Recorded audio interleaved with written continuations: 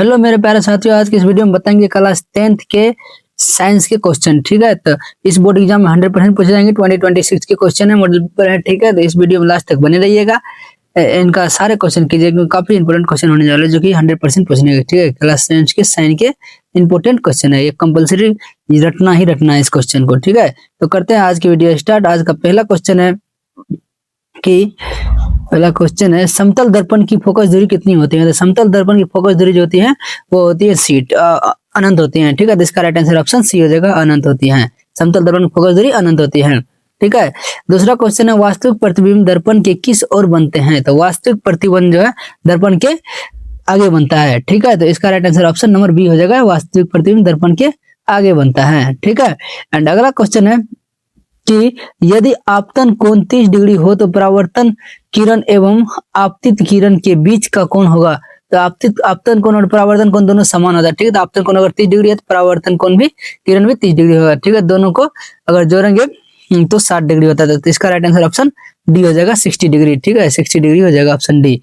ठीक है, एंड अगला क्वेश्चन है कि यदि दर्पण पर आपतित प्रकाश की चाल सी है तो परावर्तित प्रकाश की चाल क्या होगी। तो परावर्तित प्रकाश की चाल होगा C/4। ठीक है, C/4 होगा। इसका right answer option number C हो जाएगा। ठीक है, इसका right answer option number C हो जाएगा, ऑप्शन नंबर सी। ठीक है, एंड अगला क्वेश्चन है कि गोलीय दर्पण में कार्तीय चिन्ह परिपाटी के अनुसार मूल बिंदु लिया जाता है। तो गोलीय दर्पण में कार्तीय चिन्ह परिपाटी के अनुसार मूल बिंदु जो होता है वो होता है ध्रुव पर। ठीक है, ध्रुव पे होता है। तो इसका right answer option number C हो जाएगा, ध्रुव पे होता है। ठीक है, एंड अगला क्वेश्चन है जब प्रकाश सघन से विरल माध्यम में जाता है तो उसकी गति बढ़ जाती है। ठीक है, तो इसका right answer option number B हो जाएगा, उसकी गति बढ़ जाती है जब प्रकाश सघन से विरल माध्यम में जाता है। ठीक है, एंड अगला क्वेश्चन है कि आप अपवर्तन के कारण कौन सी राशि बदलती है। ठीक है, तो अपवर्तन के कारण कौन सी राशि बदलती है। तो आवृत्ति जो है अपवर्तन के कारण बदल जाती है। ठीक है, तो इसका right answer option number C हो जाएगा, आवृत्ति। ठीक है, ठीक है, नहीं सॉरी, आवृत्ति नहीं होगा, ये गलत है। इसका राइट आंसर ऑप्शन तरंगदैर्घ्य होगा, तरंगदैर्घ्य होगा। अपवर्तन के कारण तरंगदैर्घ्य जो एक राशि है ये बदल जाती है। ठीक है, एंड अगला क्वेश्चन है 50 cm की फोकस दूरी वाले लेंस की शक्ति कितनी होती है। तो 50 cm की फोकस वाले लेंस की क्षमता जो होगी 2D होगी। ठीक है, तो इसका right answer option number B हो जाएगी। ठीक है, 2D। ठीक है, 2D हो जाएगा। ठीक है, एंड अगला क्वेश्चन है कि तेलीय कागज होता है। तो तेलीय कागज क्या होता है। तेलीय कागज पारभाषक होता है। ठीक है, पारभाषक होता है। तो इसका right answer option number C हो जाएगा, पारभाषक होता है तेलीय कागज। ठीक है, पारभाषक होता है। एंड अगला क्वेश्चन है प्रकाश की चाल न्यूनतम होती है। तो प्रकाश की चाल न्यूनतम कितनी होती है, इसमें ये पूछ रहा है। तो प्रकाश की चाल सबसे न्यूनतम होती है जल में। ठीक है, इसका राइट सॉरी कांच में होगा। ठीक है, ऑप्शन नंबर सी हो जाएगा, कांच में। प्रकाश की चाल न्यूनतम कांच में होती है। ठीक है, एंड अगला क्वेश्चन है कि निम्नलिखित में से किस भाग पर मानव नेत्र में किसी वस्तु का प्रतिबिंब बनता है। तो मानव नेत्र में जो है दृष्टि पटल पे किसी वस्तु का प्रतिबिंब बनता है। ठीक है, इसका right answer option number D हो जाएगा, दृष्टि पटल पे मानव नेत्र का प्रतिबिंब बनता है। ठीक है, एंड अगला क्वेश्चन है नेत्र का पारदर्शी अग्रभाग कहलाता है। नेत्र का पारदर्शी अग्रभाग जो कहलाता है वो कॉर्निया कहलाता है। ठीक है, तो इसका right answer option number B हो जाएगा, कॉर्निया कहलाता है पारदर्शी अग्रभाग। ठीक है, एंड अगला क्वेश्चन है 13 नंबर क्वेश्चन है बायोफोकल लेंस द्वारा कौन सा दोष सुधारा जाता है। तो बायोफोकल लेंस द्वारा जो है जरा दृष्टि दोष को सुधारा जाता है। ठीक है, तो इसका right answer option number C हो जाएगा, जरा दृष्टि दोष को सुधारा जाता है। ठीक है, एंड अगला क्वेश्चन है रॉड्स कोशिकाएं किसके प्रति संवेदनशील होते हैं। तो रॉड्स कोशिकाएं जो होते हैं वो किसके प्रति संवेदनशील होता है। तो रॉड्स कोशिकाएं धुंधली रोशनी के प्रति संवेदनशील होता है। ठीक है, इसका right answer option number C हो जाएगा, धुंधली रोशनी। ठीक है, एंड अगला क्वेश्चन है ब्लाइंड स्टॉप में नहीं होता है, ब्लाइंड स्टॉप में नहीं होता है। तो ये जो होता है रोडस और कॉन्स पे नहीं होता है। ठीक है, रोडस और कॉन्स पे नहीं होता है। इसका right answer option number B हो जाएगा। ठीक है, एंड अगला क्वेश्चन है विद्युत फ्यूज विद्युत धारा के किस प्रभाव पर कार्य करता है। विद्युत फ्यूज विद्युत धारा के जो है उसमें प्रभाव पर कार्य करता है। ठीक है, उसमें प्रभाव कार्य करता है। तो इसका right answer option number B हो जाएगा। ठीक है, एंड अगला क्वेश्चन है किस उपकरण में घन प्लस और ऋण माइनस का चिन्ह नहीं होता है। तो किस उपकरण में घन प्लस और ऋण माइनस का चिन्ह नहीं होता है। तो ये कुंडली में नहीं होता है। ठीक है, तो इसका राइट आंसर हो जाएगा कुंडली में नहीं होता है। ठीक है, एंड अगला क्वेश्चन है कि निम्नलिखित में कौन सा मात्रक वाट के बराबर होता है। तो निम्नलिखित में कौन सा मात्रक वाट के बराबर होता है। जूल पर सेकंड जो होता है वाट के बराबर होता है। ठीक है, तो इसका right answer option number A हो जाएगा, जूल पर सेकंड। अगला क्वेश्चन है विद्युत हीटर की तार की कुंडली बनती है। विद्युत हीटर की तार की कुंडली जो है वो बनती है नाइक्रोम की। ठीक है, नाइक्रोम की बनती है। तो इसका right answer option number D हो जाएगा, नाइक्रोम की बनती है। ठीक है, एंड अगला क्वेश्चन है कार्य करने की क्षमता को क्या कहते हैं। तो कार्य करने की क्षमता को जो है बल कहते हैं या शक्ति कहते हैं या ऊर्जा कहते हैं। तो उसे ऊर्जा कहते हैं। ठीक है, कार्य करने की क्षमता को ऊर्जा कहते हैं। तो इसका right answer option number C हो जाएगा, ऊर्जा हो जाएगा। ठीक है, ऊर्जा यानी एनर्जी हो जाएगा। एंड अगला क्वेश्चन है कि विद्युत धारा के चुंबकीय प्रभाव की खोज किसने की। तो विद्युत धारा के चुंबकीय प्रभाव की जो खोज की थी वो की थी ऑर्स्टेड ने की थी। तो इसका right answer option number A हो जाएगा, ऑर्स्टेड ने की थी। एंड अगला क्वेश्चन है कि चुंबकीय बल रेखा की प्रकृति होती है। चुंबकीय बल रेखा की प्रकृति काल्पनिक होती है। ठीक है, काल्पनिक होती है। तो इसका right answer option number A हो जाएगा, काल्पनिक होती है चुंबकीय बल रेखा की प्रकृति। ठीक है, एंड अगला क्वेश्चन है विद्युत धारा उत्पन्न करने की युक्ति को क्या कहते हैं। तो विद्युत धारा उत्पन्न करने की युक्ति को जनित्र कहते हैं। ठीक है, तो इसका right answer option number C हो जाएगा, जनित्र कहते हैं। ठीक है, एंड अगला क्वेश्चन है लघु पथन के समय परिपथ का प्रतिरोध क्या होता है। तो लघु पथन के समय परिपथ का जो प्रतिरोध होता है वो होता है बहुत कम हो जाता है। ठीक है, तो इसका right answer option number B हो जाएगा, बहुत कम हो जाता है। ठीक है, एंड अगला क्वेश्चन है अगला क्वेश्चन है कि नाभिकीय ऊर्जा प्राप्त करने हेतु आवश्यक तत्व है। तो नाभिकीय ऊर्जा प्राप्त करने हेतु आवश्यक तत्व जो होता है वो यूरेनियम होता है। ठीक है, तो इसका right answer option number C हो जाएगा, यूरेनियम के बिना नाभिकीय ऊर्जा प्राप्त नहीं हो सकती है।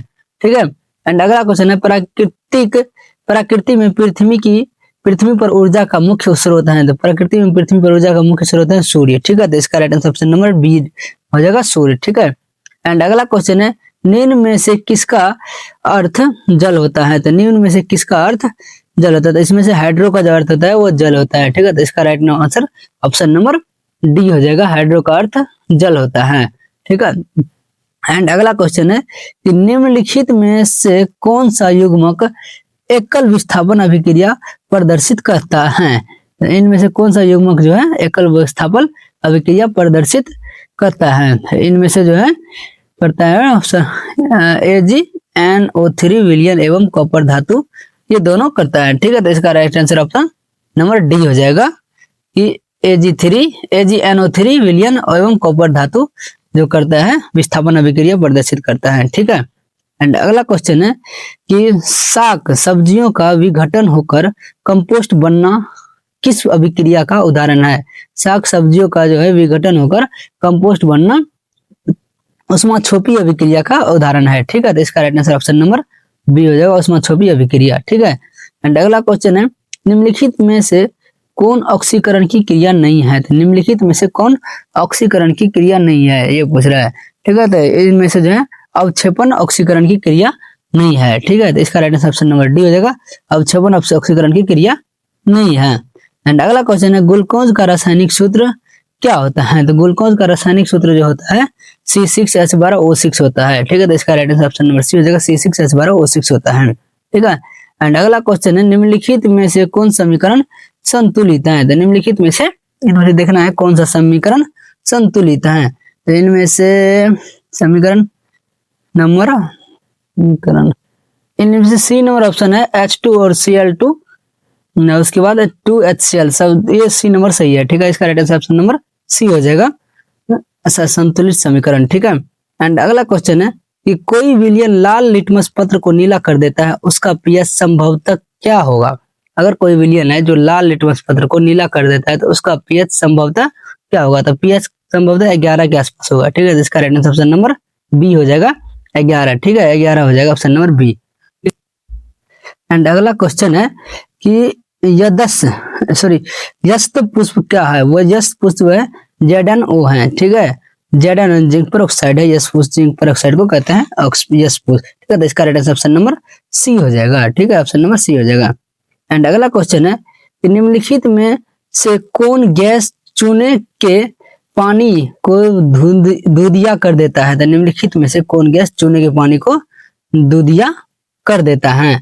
ठीक है, तो ये जो दूधिया करता है CO2 कार्बन डाइऑक्साइड जो होता है चूने के पानी को दूधिया कर देता है। तो इसका right answer option number D हो जाएगा। ठीक है। एंड अगला क्वेश्चन है मधुमक्खी के डंक में निम्नलिखित में से कौन सा अम्ल होता है? तो मधुमक्खी के डंक में जो है मेथेनाइक अम्ल होता है। ठीक है। तो इसका right answer option number A हो जाएगा, मेथेनाइक अम्ल। ठीक है।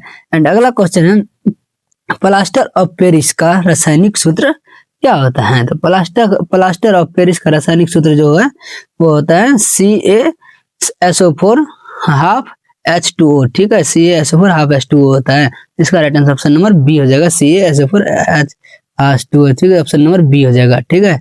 ऑप्शन नंबर बी हो जाएगा। एंड अगला क्वेश्चन है कि अम्ल और क्षार आपस में अभिक्रिया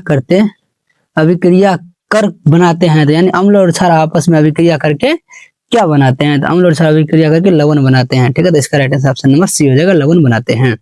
एंड अगला क्वेश्चन है निम्नलिखित में किस तत्व में संयोजी इलेक्ट्रॉनों की संख्या सबसे अधिक होते हैं? तो निम्नलिखित में किस तत्व में संयोजी इलेक्ट्रॉनों की संख्या पूछ रहा है कि सबसे अधिक होता है? तो इनमें से जो है पी में पोटासियम संयोजी इलेक्ट्रॉनों की संख्या सबसे अधिक होती है। ठीक है। तो इसका right answer option number C हो जाएगा, पी। ठीक है। एंड अगला क्वेश्चन है क्यूपाइटस निम्नांकित में किस धातु का अयस्क है? तो क्यूपाइटस जो है ये है कॉपर का अयस्क। ठीक है। ऑप्शन नंबर सी हो जाएगा, Cu का अयस्क है क्यूपाइटस। ठीक है। क्यूपाइटस Cu का कॉपर का अयस्क है। ठीक है। एंड अगला क्वेश्चन है ऑक्सीजन की संयोजकता क्या होती है? तो ऑक्सीजन की जो संयोजकता होती है वो 2 होती है। ठीक है। तो इसका राइट आंसर ऑप्शन नंबर 2 हो जाएगा, ऑक्सीजन की संयोजकता 2 होती है। ठीक है, 2 होती हैं। एंड अगला क्वेश्चन है कि गंधक की परमाणु संख्या क्या होती है? तो गंधक की परमाणु संख्या क्या होती है? तो 16 होती है। ठीक है। इसका right answer option number C हो जाएगा, 16 होती है गंधक की परमाणु संख्या। ठीक है। इसका right answer option number C हो जाएगा। एंड अगला क्वेश्चन है अभिक्रियाशील समूह CO को कहते हैं। तो अभिक्रियाशील समूह CO को क्या कहते हैं? तो कार्बोनिल समूह कहते हैं। ठीक, कार्बोनिल समूह कहते हैं। तो इसका right answer option number D हो जाएगा, कार्बोनिल समूह कहते हैं। एंड अगला क्वेश्चन है वेल्डिंग में किस गैस का उपयोग किया जाता है? तो वेल्डिंग में जो है किस गैस का उपयोग किया जाता है? तो एथाइन गैस का उपयोग किया जाता है। ठीक है। इसका right answer option number B हो जाएगा, एथाइन गैस का उपयोग किया जाता है वेल्डिंग में। ठीक है। एंड अगला क्वेश्चन है कि एथाइन में कार्बन परमाणुओं के बीच कितने सहसंयोजक बंधक होता है? तो एथाइन में कार्बन परमाणुओं के बीच कितने सहसंयोजक एथाइन होता है?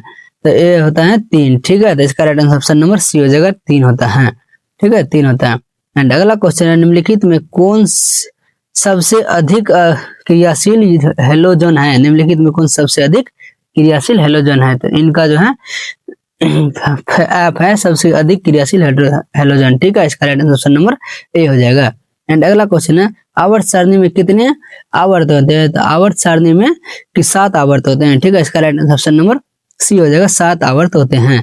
ठीक है। एंड अगला क्वेश्चन है पोटासियम की परमाणु संख्या 19 है, इनकी संयोजकता क्या होती है? तो पोटेशियम की परमाणु संख्या 19 है, इसकी संयोजकता जो है 1 होती है। ठीक है। तो इसका right answer option number A हो जाएगा, 1 होती है पोटेशियम की संयोजकता। ठीक है। एंड अगला क्वेश्चन है कि आधुनिक आवर्त सारणी में ऊर्ध्वाधर स्तंभों की संख्या होती है। तो आधुनिक आवर्त सारणी में ऊर्ध्वाधर स्तंभों की संख्या कितनी होती है? तो 18 होती है। ठीक है। तो इसका right answer option number D हो जाएगा, 18 होती हैं। ठीक है, डी हो जाएगा, 18 होती हैं। ठीक है। तो मिलते हैं आज के लिए इतना ही, मिलते हैं फिर अगला वीडियो में। ठीक है। एंड अगर वीडियो अच्छी लगी हो तो लाइक करना है, चैनल को सब्सक्राइब करना। ठीक है। मिलते हैं फिर